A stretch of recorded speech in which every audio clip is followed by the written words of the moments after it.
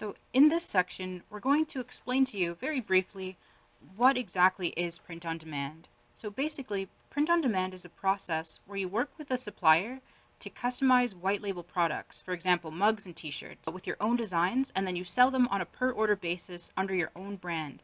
That means you don't pay for the product until after you've actually sold it, so there's no need to buy in bulk or hold any inventory yourself. Plus, with print-on-demand services, everything after the sale, from printing to shipping, is handled by your supplier.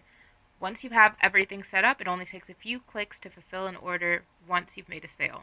One of the main reasons why print-on-demand is a superior method to buying and holding stock is because print-on-demand allows you the ability to test products and see what is lucrative versus what is not before sinking a ton of capital and time into that product. Exactly. It's a modern method for selling physical products so that your money's not tied up in inventory. We have a whole video on our YouTube channel where we kind of go in on why retail stores are closing, and one of the main reasons is because buying trends have changed. More people shop online nowadays, as you know, and so, that leaves stores overstocked with product that won't move, so they can't pay their bills.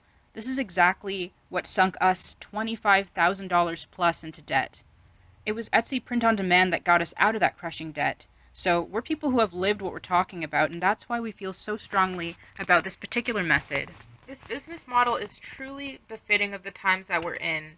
We're in the age of the internet, things move really, really quickly. So that means that trending products can sometimes provide flash-in-the-pan opportunities that must be acted upon quickly. But at the same time, these are products that you don't want to have a huge inventory of because you will be stuck with them when the fad dies.